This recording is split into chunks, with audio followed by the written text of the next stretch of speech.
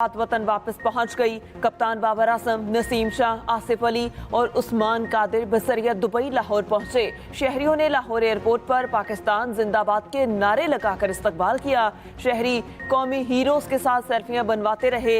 कप्तान समेत तमाम कौमी क्रिकेटर्स मीडिया से गुफ्तगू किए बगैर रवाना हो गए। चेयरमैन PCB रमीज राजा और क्रिकेट बोर्ड का अमला भी वतन वापस पहुंच गया। फैसला किया है वज़ीर आज़म शहबाज शरीफ साहब की इजाज़त से कि किसी भी पेट्रोलियम जो मसनूआत हैं, petrol, diesel, light diesel oil और केरोसिन ऑयल, इनकी कीमतें बरकरार रहेंगी। हुकूमत का पेट्रोलियम मसनूआत की कीमतें बरकरार रखने का ऐलान। वज़ीर ख़जाना इसहाक डार कहते हैं, हुकूमत ने फैसला किया पेट्रोलियम मसनूआत की कीमतें बढ़ाई नहीं जाएंगी। सूद से मुताल्लिक विफाकी शरई अदालत का फैसला आ चुका। दायर दरख्वास्तें वापस लेने का फैसला किया।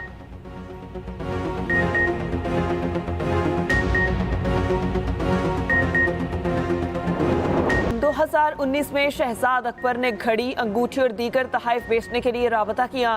ताशिर उमर फारूक का दावा, कहा इमरान खान को सऊदी वली अहद से मिलने वाले तहाइफ फराह खान दुबई में मेरे दफ्तर में लाई। फराह खान ने कहा सऊदी वली अहद ने ये तोहफे दिए जिसकी मैंने अपने जराए से तस्दीक कराई। उधर फराह गुजर के शोहर एहसन जमील गुजर ने दावे की तरदीद कर दी। एक्सप्रेस न्यूज के प्रोग्राम कल तक में गुफ्तगू करते हुए कहा, फराह ताजिर उमर फारूक को नहीं जानती, शहजाद अकबर से कभी नहीं मिले, न हमारा कोई राबता हुआ, हमारा इमरान खान से कोई कमर्शियल ताल्लुक नहीं।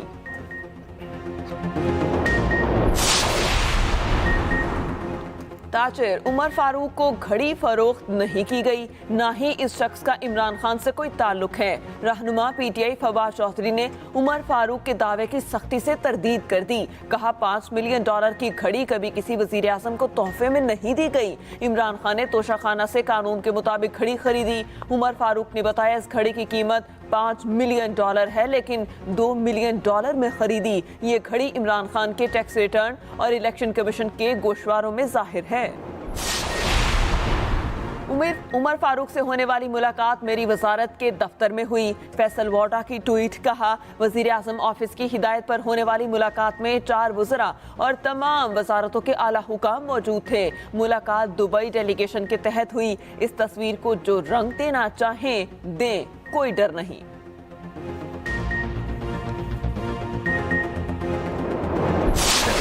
और शहबाज शरीफ के दरमियान कोई नाम के ऊपर कोई डेडलॉक है सर, आप क्या कहते हैं सर? नाम का कोई डिस्कशन ही शुरू नहीं हुआ, डेडलॉक क्या होगा, डिस्कशन ही नहीं हुआ सर। कब तक डिस्कशन शुरू होने का इम्कान है सर? 18-19 के बाद ही फौज जो पे भेजेगी उसमें कोई फेवरेट। अभी तक कोई नाम भेजा उन्होंने सर? कोई नाम नहीं, मैंने आपको पहले भी कहा है कोई नाम नहीं, अभी ये प्रोसेस स्टार्ट ही नहीं।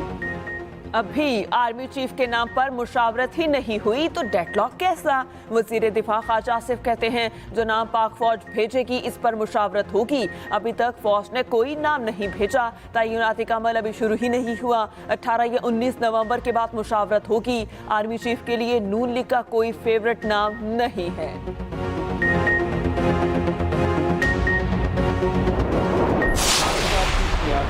शुरू दिन से लेके आज तक इसी एक तैनाती पर इर्द गिर्द घूमता है। इस पे गैर जरूरी सियासत किया जा रहा है। आइन और कानून के तहत जैसे इस काम को चलना चाहिए वैसे ही चलना चाहिए। ना हमें या हमारे इत्तेहादियों में से किसी को जलसा में खड़ा होकर इन किस्म के मुतालबात नहीं करने चाहिए।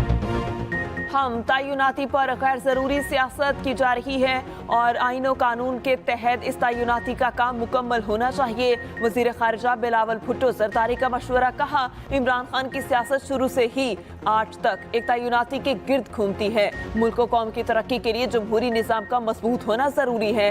सबको मिलकर काम करना होगा। हमने कौम को सियासी तमाशों पर लगा रखा है। आपस में गोली चलाने के बजाय इलेक्शन में हिस्सा लें।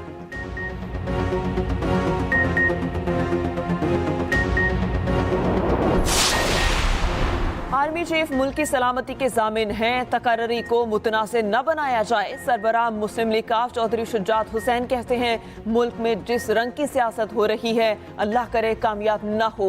आर्मी चीफ की तकर्री के हवाले से दूसरे दावे धरे के दरे रह जाएंगे। तहम्मुल और बर्दाश्त के जज्बे कमजोर पड़ रहे हैं। फौज की नामजदगी ही फैसले की बुनियाद होगी। चीफ जस्टिस को सियासी शोबदाबाजियों का शिकार न बनाया जाए। ये कहते हैं कि जनाब आपको जल्दी क्यों है इलेक्शंस की, इंतजार कर लें साल की। हमें तो कोई मसला नहीं है।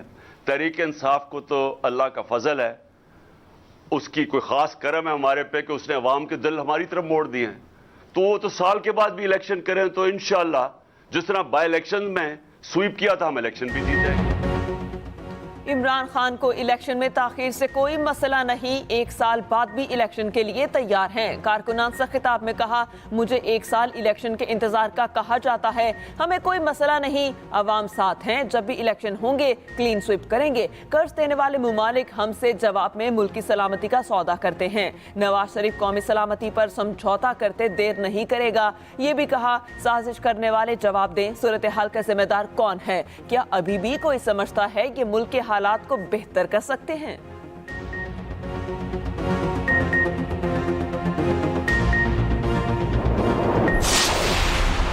हुकूमत को कबल अस वक्त इंतखाबात पर मजबूर करने का प्लान तैयार। इमरान खान की ज़ेर सदारत अहम मुशावरती इजलास में बड़े फैसले, सूबाई वुज़रा और मोनिसिलाही की शिरकत। कबल अस वक्त इंतखाबात, आज़म सवाती तशद्दुद केस, अरशद शरीफ कातिल केस और साइफर के मामले को मजीद शिद्दत से आगे बढ़ाने पर इत्तेफाक। हुकूमत के खिलाफ तहरीक को यूसीज की सतह पर ले जाने का फैसला।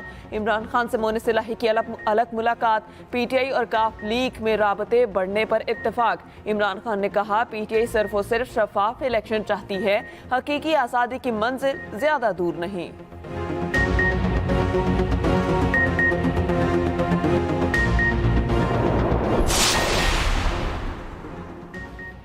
तहरीक इंसाफ का हकीकी आज़ादी मार्च आज जहलम में दाखिल होगा। रहनुमा पीटीआई फवाद चौधरी इस्तकबाल करेंगे। गुज़श्ता रोज सराय आलमगीर में कारकुनान की बड़ी तादाद लॉन्ग मार्च में शरीक हुई। असद उमर की ज़ेर क़यादत फैसलाबाद से निकलने वाला लॉन्ग मार्च आज सरगोधा से सफ़र का आगाज़ करेगा। खारिया में लॉन्ग मार्च की कामयाबी के लिए पुलिस कारकुनान से आके SHO साहब शुरका का लहू गरमाने ढोलची लेकर पहुंचे। SHO थाना सदर खारिया पर नोटों की बरसात। इंस्पेक्टर साहब भी जज्बाती हो गए, 5-5 हजार के नोट अपने दोस्तों पर लुटा दिए। अक़वामी दिफाई नुमाइश आइडियाज 2022 का इनेकाद। 64 मुमालिक के 285 वफूद की शिरकत। ऑस्ट्रेलिया, रोमानिया और हंगरी पहली बार नुमाइश में शरीक। 17 नवंबर को साहिल समुंदर पर ड्रिल्स और एयर शो भी होगा। बिलावल भुट्टो ने अपने खिताब में कहा, पाकिस्तान डिफॉल्ट के खतरे से निकल चुका। इत्तेहादी हुकूमत माशी चैलेंजेस से निकलने के लिए काम कर रही है। वज़ीर आज़म शहबाज शरीफ ने अपने ट्वीट में कहा, हमारा दिफाई शोबा टेक्नोलॉजी में मौजूदा दौर की ज़रूरियात को पूरा कर रहा है। नुमाइश का मौजू अमन के लिए हथियार, पाकिस्तान का अमन सलामती की ख्वाहिश का मज़हर है।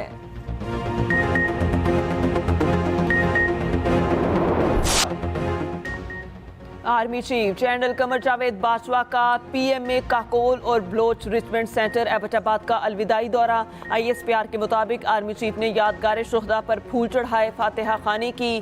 PMA कैडेट्स और अफसरान से मिले, आला तरबियती मयार और मुस्तकबिल के लीडर्स को तैयार करने की कोशिशों को सराहा।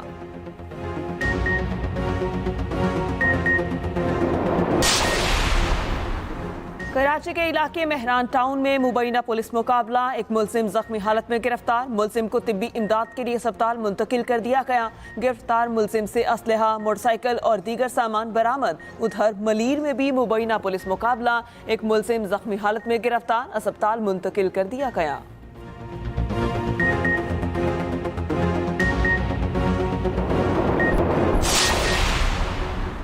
हसीन वादियाँ मोतियों की तरह चमकने लगी। हर शय ने सफ़ेद चादर ओढ़ ली। काखा, नीलम, अस्तोर, स्कर्दू, हुंजा और सवात में बर्फबारी। बाबूसर टॉप अगले सीजन तक के लिए बंद। दर्जा हरारत -7 डिग्री तक गिर गया। नारान को भी हर किस्म की ट्रैफिक और आमदोरफ्त के लिए बंद कर दिया गया।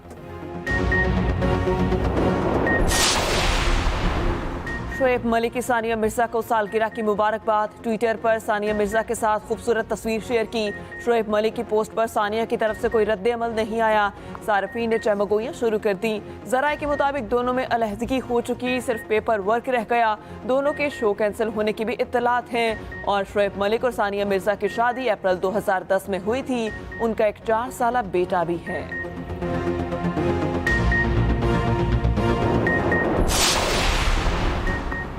क्या टेस्ला में खामियां हैं? चीन में पार्किंग के दौरान टेस्ला बेकाबू हो गई, टॉप स्पीड पर चली गई, 2 अफराद को कुचलकर मार दिया, 3 को जख्मी कर दिया। कार इमारत से टकराने के बाद भी रुकी और टेस्ला ने गाड़ी की ब्रेक फेल होने की तरदीद कर दी।